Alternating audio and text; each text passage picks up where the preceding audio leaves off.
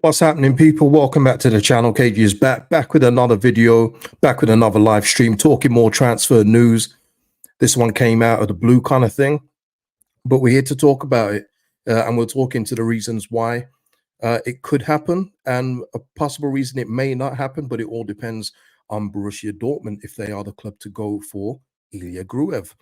Before I get into it, please like the video, people. It really is the best way to help out. The likes ran up on the last video, so please keep that going. Free of charge, just hit the like button, helps the channel out immensely, just makes the videos more visible.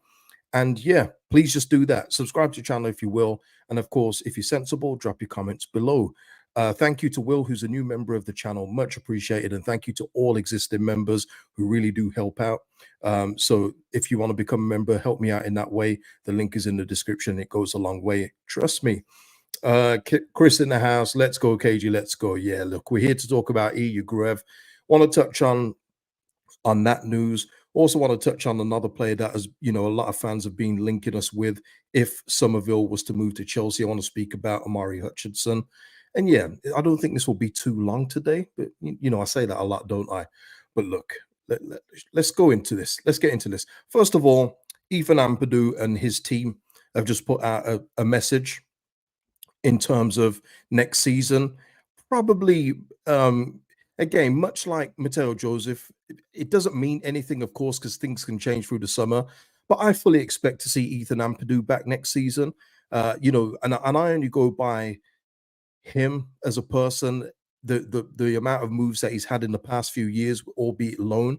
I feel that he feels settled here. I feel that he sees that the vision to get to the Premier League is here for him. And I think he will be here. And Ethan Ampadu, literally probably a couple minutes ago, said, "We will be back." Got it to end it like that. But massive thank you for all your support this season. See you next season. So I think that Ethan Ampadu will be back, but look, we will see. Only time will tell.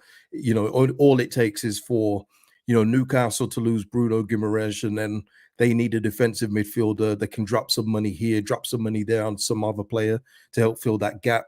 Of course, things can change in football. We all know that, but at this point in time, I would expect to see Ethan Ampadu here back at the club.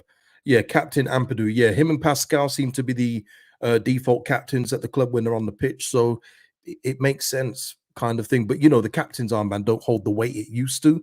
But yeah, I think he'll be here. Sam John here saying Leeds are going up. Leeds are going up. Listen, I hope so. I hope so.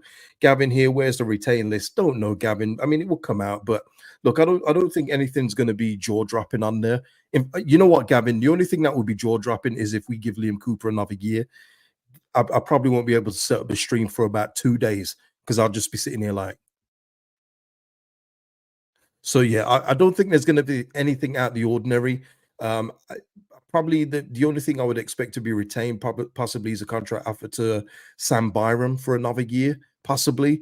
I think Shackleton, Cooper, all those guys, I think it's time for him to leave, man. I think it's time for him to go. Mike is saying, I hate this time of year. You know what, Mike? I actually like it. And I like it more for the position we're in. I used to dislike it, Mike, and everyone else when we was in the doldrums. I mean, back in the day, and we spoke about it many times before, the Warnock days, the McDermott days, where we hardly had a penny to rub together. You see all these players linked with other championship teams. You think, why can't we go for this player? And it's because we had no money. So, I think it's more exciting. I think it's more exciting the fact that we're trying to build a team for now and the Premier League in terms of going forward. That's probably the most exciting thing. But of course, as I say to you all the time, people, proof will be in the pudding. Coop should be happy getting in the Scotland squad. I mean, come on, Scotland squad. I mean, yeah, you know what I mean. With all due respect to all the Scottish people that watch, I got love for you, but come on now, you know what I'm saying. Yeah, direct. We've got a good base. Red Bull money should be a good summer. Absolutely, yeah. Sai saying didn't see that one coming. Okay, listen, let's get into it. Let's get into it. Because Ethan Ampadu, listen, it's quite funny because we did the buy sell bench video, and I did have Ethan Ampadu being the starter, Gruev as the backup, and Kamara sold. But it looks like as I've said to you before, people, just because we think a player is going to stay it doesn't mean that's going to happen if a bigger club or a club with more money comes in and gives that player a better opportunity. Sometimes that decision is taken out of your hands, and it seems that way. Um, that we are the victim of that again. I mean, C Stone here, before I get this up, I thought Gruev would fly under the radar, but as you've said over and over, thank you, C Stone. If you perform well at Leeds United, other teams notice. It's cash money. You do well at this football club, you will get noticed. That's why when, with all due respect, when people try and tell me certain players have been good for us, and I haven't seen one credible link to them another club, a bigger club, I'm telling you, the proof is there. That's why they haven't been good for us. You know what I mean? The one time where one player in particular, I'm not going to name the name, don't want it to seem agenda, was when they did well one season without fans. But since then, they've been linked with nobody. Okay. Not one team. And it does go a long way. And it's also the kind of teams they've been linked with. So let's go into it, C Stone and everybody else. Patrick Berger. This was mentioned a couple days ago. In fact, by BVB News, one of those sites, through Patrick Berger, but he's now put it out on his own social media. Oh, get that back. As you know, he's one of the German Sky Sports pundits along with Plettenberg. So these guys are fairly clued up. They don't get everything right, but they've got a pretty good hit rate. Ilia Gruev, 24, is being watched by several clubs. Example, BVB, which is Borussia Dortmund. Gruev played a good season at Leeds. United have rejected an offer from a Premier League club before the playoff match versus Southampton, but a transfer is possible now. Leeds United bought Gruev from Bremen for 5 million euros, and there you go. And this is the thing with this. The fact that he's been looked at by Premier League clubs and the type like Borussia Dortmund, I mean, it just tells me everything that I've been saying about the guy in terms of how he's perceived across Europe. Now, obviously, he had European pedigree before he came here. He came from a Bundesliga club, of course, but it doesn't happen. These kind of clubs and a Premier League club having a bid rejected doesn't happen if they're not a good player. It is, and you can debate if you think he's a good player or not, but he's got better eyes on him than Leeds United right now, and that's an indisputable fact. Sven Mislintat was at our playoff final. He's part of the Dortmund recruitment team. I think he was at Arsenal previously, but he was there at the playoff final watching Gruev.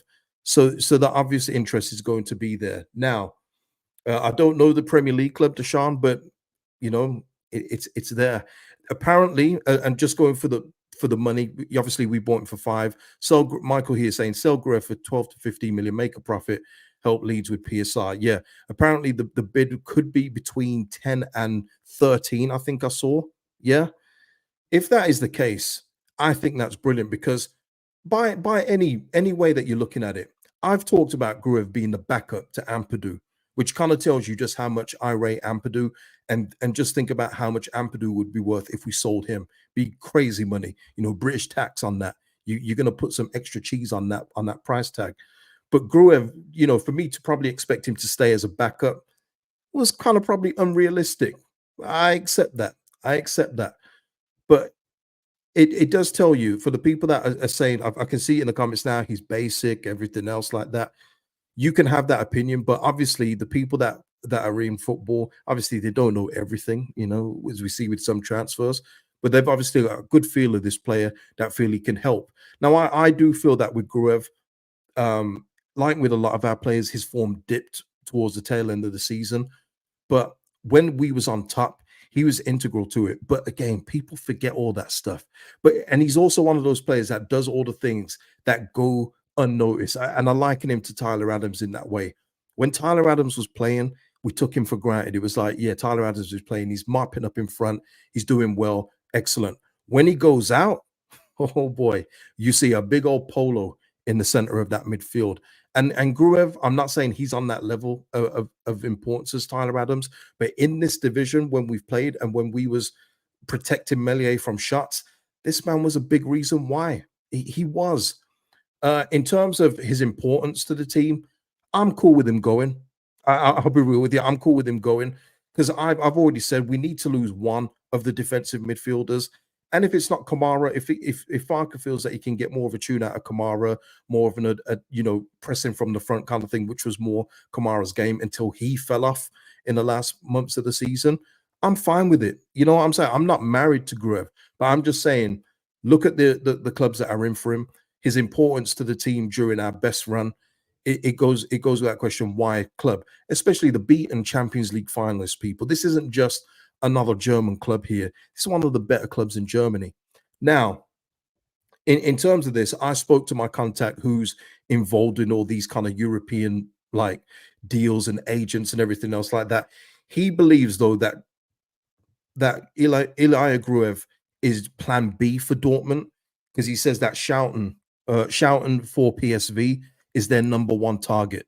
So I don't know if this is going to have a bearing on Gruev's, possible departure to Dortmund. They may get both. They may be cheap enough to get both, but you got to think as well. Dortmund are also looking at getting back Matson, which is going to be a big ask, and of course Jadon Sancho, who they want to bring back, which are not going to be cheap deals by any stretch of the imagination. So it's going to be interesting to see. He thinks that Schouten is their plan A, Gruev is their plan B.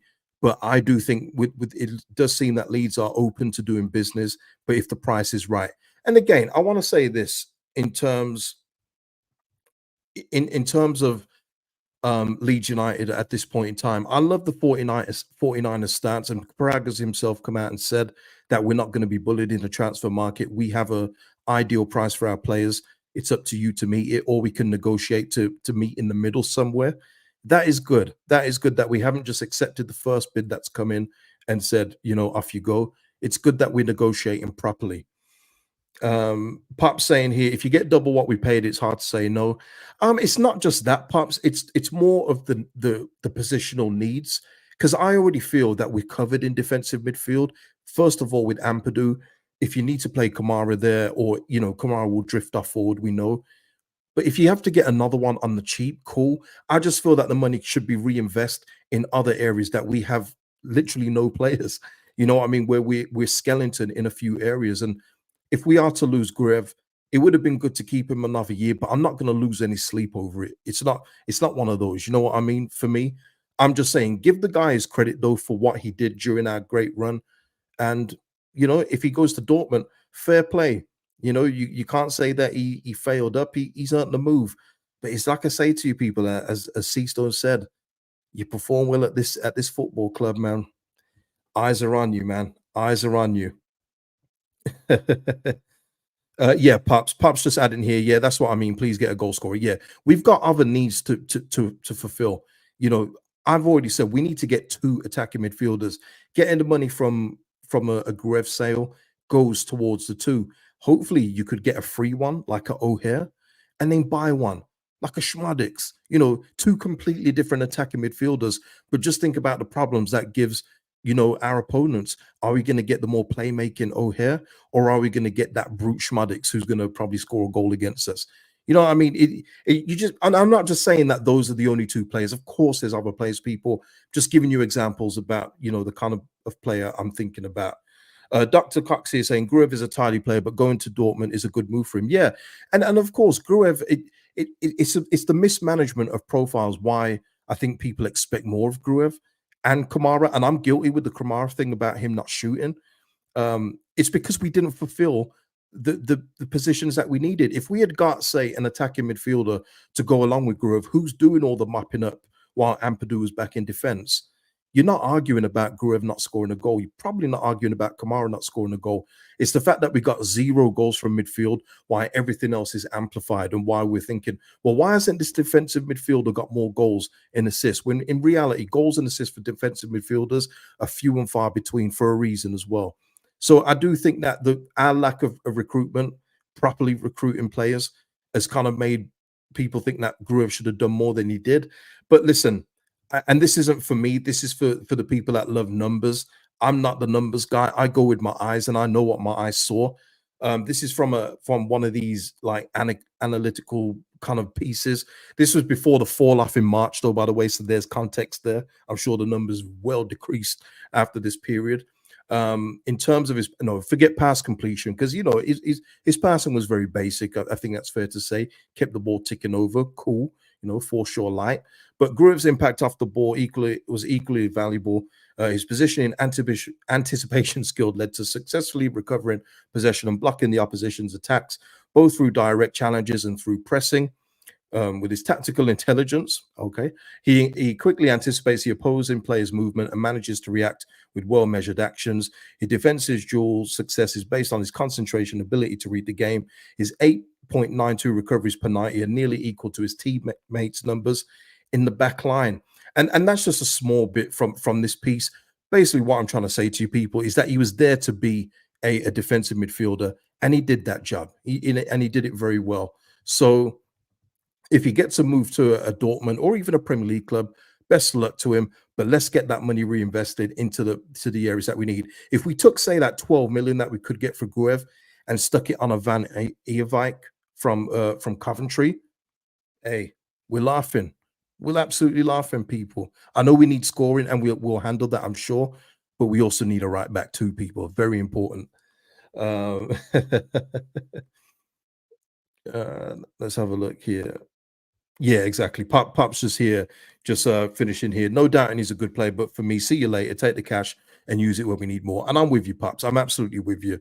Because like I say, he was my bench option. Ampadu is my starter by a mile. It's not even close. But yeah, like I say, it's hard.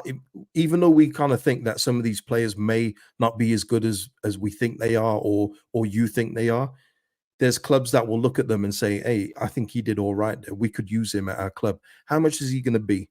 And I think that's where we are with Ilia Gruev. So that will be one to keep an eye on, people. But also, of course, with my guy saying that Shoughton is their plan A, or Shoughton is their plan A, keep an eye on that as well. So very interesting times, very interesting.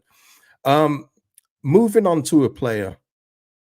How do I segue this? How do I segue this? Okay, I'm gonna segue it this way. Let me just do something while I'm getting these tabs ready. Please hit a like if you haven't already, people. Please do that for me.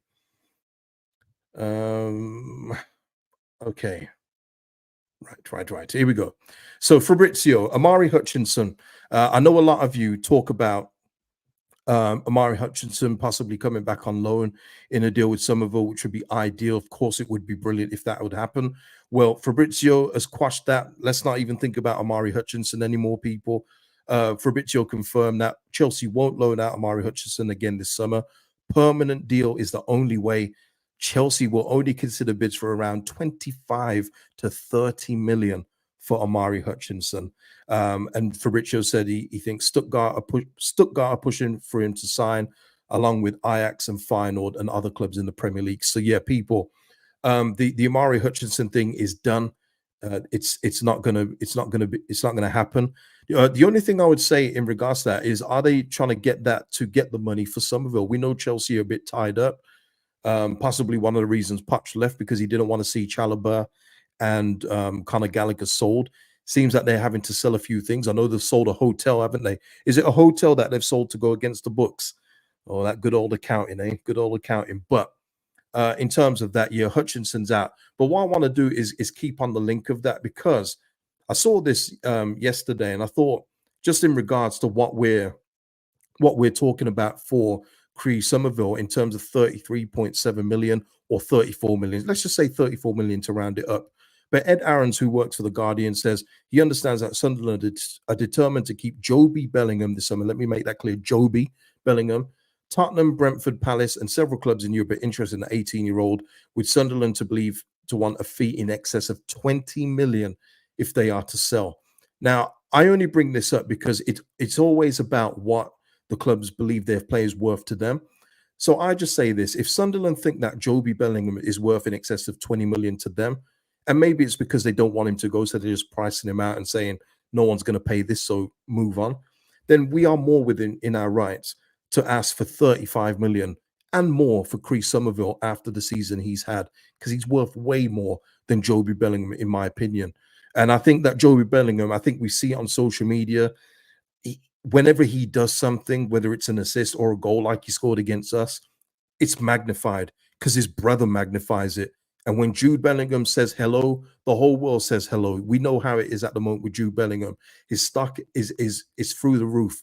I mean, roof is probably being generous. It's through the moon. So in terms of Jobe, I do believe he's a talented player, worth more than 20. Probably not, but Sunderland believe he is. So if Leeds United are holding out for 35 million plus for Cree, it makes all the sense to me because we cannot sell Somerville for 20 if they're asking for 20 for Joey Bellingham. Different positions, but Somerville's a more attacking player, so he should be more anyway. But that's all I wanted to bring up in terms of Jobe Bellingham's value to Sunderland. Chris Somerville is easily worth 35 plus for Leeds United. Deshaun, 60 for Cree then, please. Yeah, it obviously it all depends on what the selling club believes is worth, but more importantly, what the buying club is willing to pay. That's always the key thing in these things. That's why you can't really go one price for another all the time. But when you're the selling club, Leeds United can't look at Jobe Bellingham and think 20 million. Well, Cree should go for 22. Nah, it doesn't work for me. Doesn't make sense for me. Perhaps if he is 20, Cree is 80. but see, you get my point, though, people, don't you? That's why I think it's going to be an interesting bid. When it comes to Somerville, we're going to see interest ramp up over the summer, and of course, as well, people. Nothing to do with Somerville. There's the Euros this summer, isn't there? And you have to be careful. I always say with Euros, be careful about players that do well in the Euros who you haven't heard before. There's thing called, I just talked earlier about British tax when it comes to Ampadu's price in comparison to Gruev, even though they're two, different players. There's tournament tax as well, people, and it's heavy. Oh, it's heavy when tournament tax is applied. All it takes is one player to score 2 goals in, say, the opening game of the tournament. Oh, what a player. We've got to get him. Is he only at this little club, Ashton Basham FC? Let's go and get him. And then he turns out to be a dud. How many times have we seen it, people? But yeah. Michael here saying, as a number of clubs showing interest in Cree, it benefits Leeds as it starts a bidding war. 100%. Who's got the best offer? Can somebody offer us more money and throw in a good loan player? Not just any loan player. Let's not get a Jaden Anthony back. Let's get a good loan player who's going to help us out through the season. Matt saying, I think 20 million for Cree is fair if you throw Bamford in the deal. That's like a American trading, Matt. It's done a lot in, like, say, ice hockey, where if a player's got a bad contract, you have to sweeten the pot with like first round picks in order for the other team to take the contract on. So I understand what you're saying there. I don't know. Oh, direct saying Ashavin. Yeah, Ashavin wasn't what I think people believe he should have been. And I think, the 4 goals against Liverpool probably lives on in people's heads, maybe. I'm thinking more like a Jemba. Or even, hey, listen, our own former player, Juve. You remember what Liverpool thought they were getting with El Hadj Juve for 10 mil? They didn't get nowhere near that they didn't get that quality out of Juve at the time. And it happens through time. We all know, people. We know. Yeah, and it was Andre. Yeah, the Russian spelling. Yeah. Yeah, Mike is saying, I believe João Pedro was plucked from Watford for 35 mil. Yeah, I think it was around that, wasn't it, with add-ons? Possibly, Mike. You're probably right. So I don't think it's unrealistic for Cree. He was player of the year after all. Yeah, and never mind the player of the year. There's an argument that maybe Schmaddick should have had it for doing what he did at Blackburn. But it's player awards are awards, but it's about their impact on the club and what they've done through the season. And Somerville was awesome for us. It has to be said.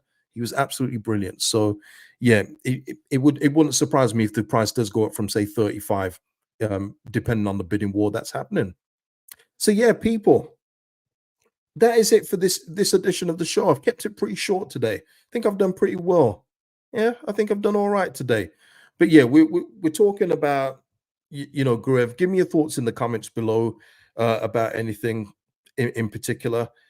Yeah, make them sensible, please. I listen. I know it's off season. We didn't go up, but some people they're losing their heads a little. Yeah, we're losing your heads. Look, we're in a good spot.